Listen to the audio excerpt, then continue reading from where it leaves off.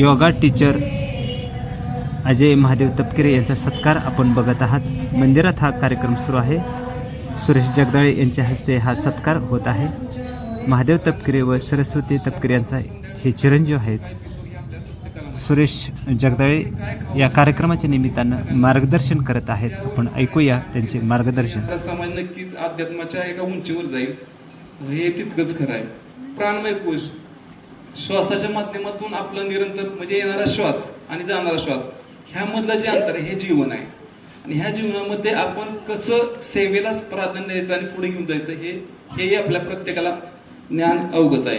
मनोमय कोश बघा, मन करारे प्रसन्न अवघे सिद्धीचे साधन। मन जर प्रसन्न केलं आणि मनामध्ये काय गोष्टी असतील त्या जर आपण जो विचार करू ते आपल्याला मिळणार आहे। तर मनावर काम करण्यासाठी सुद्धा आपल्याला अध्यात्माचीच गरज आहे, त्याशिवाय काही कोणता पर्याय नाहीये। आता विज्ञानमय कोश, बुद्धी आणि विवेक। विवेक म्हणजे काय?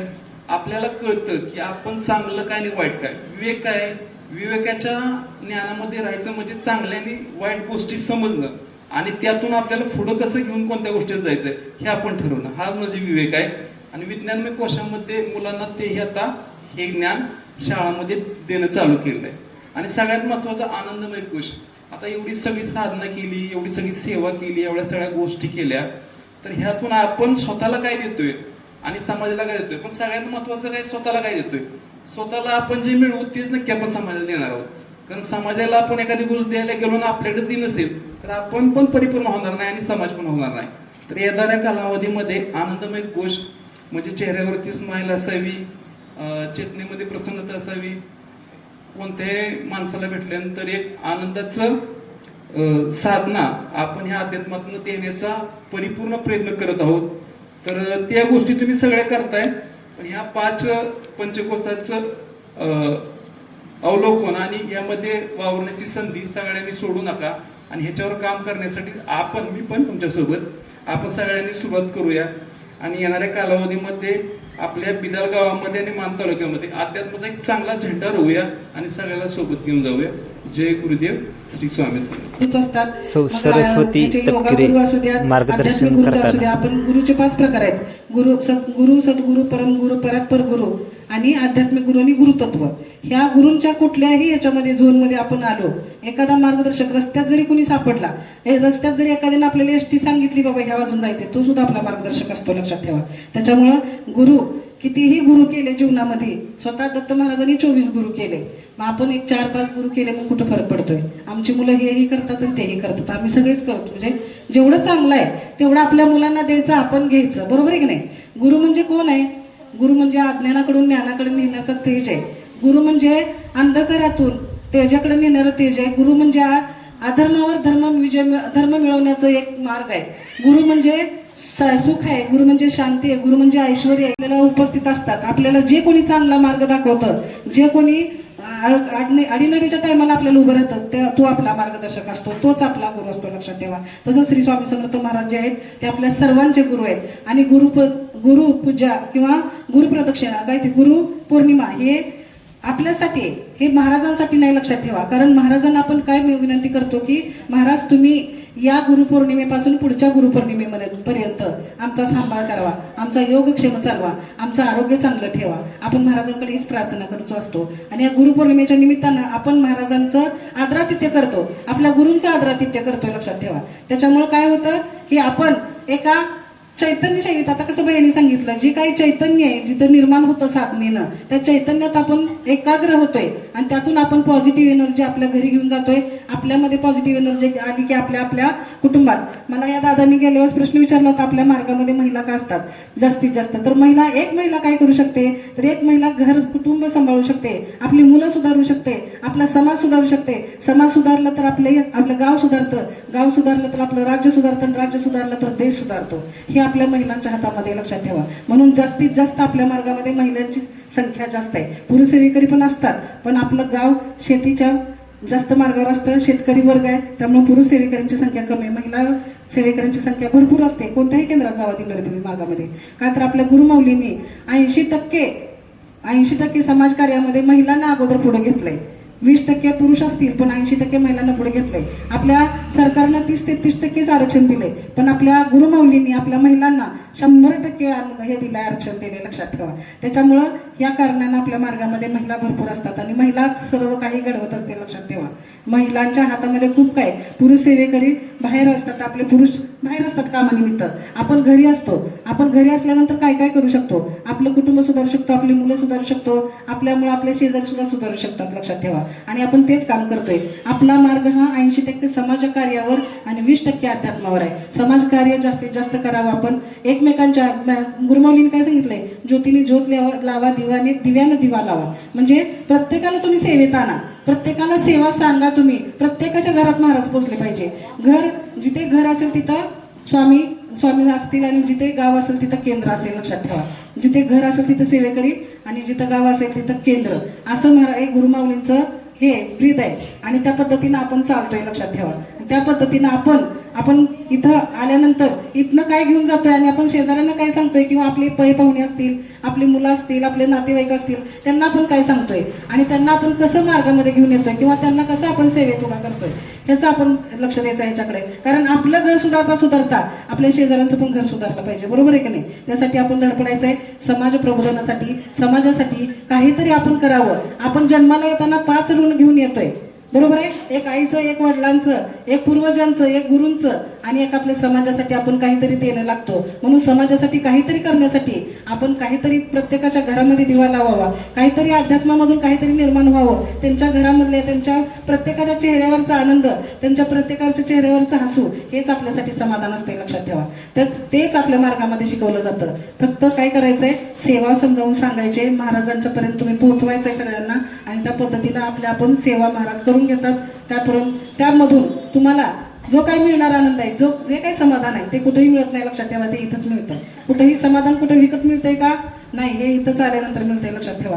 यातून फक्त सुख, समाधान आणि आपल्या घरामध्ये जे काय असतील अडीअडचणी असतील, काही संकट असतील, काही प्रश्न असतील, तर इथं महाराज सोडवायला बसलेत. आपण फक्त इथं येण्याचं गरजेचं आहे, लक्षात ठेवा. त्याच्यामुळे तुम्हाला सगळ्यांना विनंती आहे, आज आपण इथं गुरुपद घ्यायला जी लोक बसलेत त्या बाजूनं, त्यांनी शांततेनं गुरुपद घ्यायचंय. ज्यांनी गुरुपद घेतलं नसेल त्यांनी त्या बाजूला जाऊन बसायचं किंवा इकडे एक ओळ करायची. आणि आता आपण महाराजांचं जीवनचरित्र सारामृतचं पोथीचं वाचन घेतोय. सगळ्यांनी आणलं असेल सारामृत पोथी? सगळ्यांनी पोथी आणली. आपण एकाच तासच वाचन आहे. आपण थेट बिदाल येथील ओंकार गणेश मंदिरात आलेलो आहोत. अखिल भारतीय श्री स्वामी समर्थ केंद्र दिंडोरी प्रणित शाखा बिदाल यांच्या वतीने गुरुपौर्णिमा साजरी करण्यात आलेली आहे. आपल्याला अक्कलकोट महाराजांचं दर्शन झालेलं आहे. गुरुपौर्णिमेनिमित्त ओंकार मंदिरात आपण विविध धार्मिक कार्यक्रम करण्यात आलेले आहेत. आपण बघतोय कार्यक्रम सुरू आहेत. सकाळी 8 वाजता भोपाळी आरती,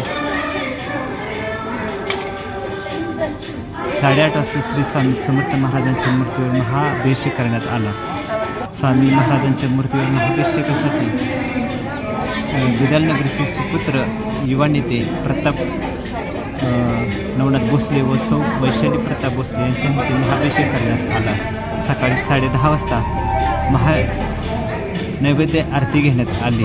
त्यानंतर महाराजांचे जीवनचरित्र वाचन झाले. ठीक 12 वाजता मांदियाळी प्रसादाचे वाटप करण्यात आले. त्यानंतर गुरुपद प्रदान करण्याचा कार्यक्रम दिवसभर चालू होता.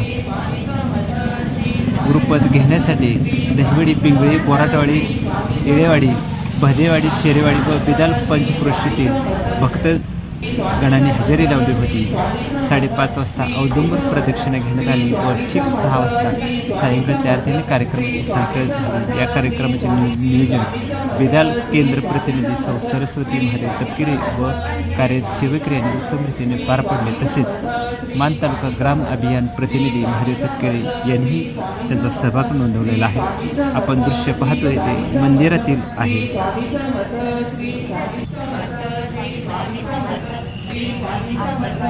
गुरुपद घेण्याचा कार्यक्रम आपण पाहत आहे.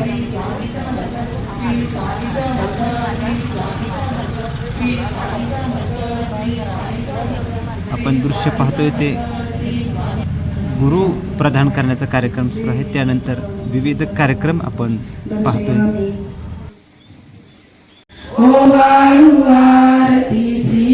आपण थेट पाहूया आता विविध कार्यक्रम मंदिरात सुरू आहेत. आरती, नामजप, त्याचबरोबर वेगवेगळे कार्यक्रम आहेत. या कार्यक्रमाचा प्रत्यक्ष आपण पाहूया, ऐकूया. श्री गणपती ओंकारा लीन करसी रक्तवर्ण तू सकल जगमगारा अनन्य शरणागत या दासा तव पदी देखारा ओ वाळू आरती श्री गणपती ओंकारा जय जय सद्गुरु स्वामी समर्था गाढ महिमा तव चरणांचा वर्णायामती देया रे अक्कल कोटी वास करुनिया दाविगिया घटित चरया रे लीला पाशे बद्ध करुनिया सोडिले भव भया रे जय जय सद्गुरु स्वामी विधी सृजी जगहरी कोशी हर संवाराला प्रेरिसी योग माये नकळे कवनाला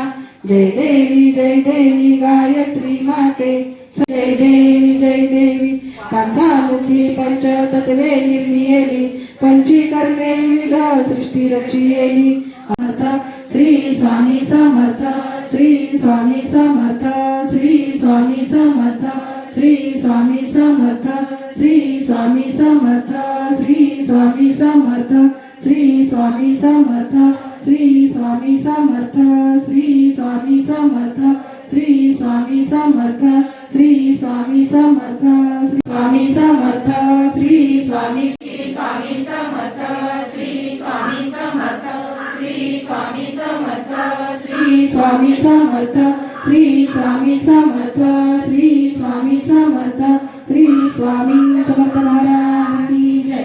प्रार्थना घ्या.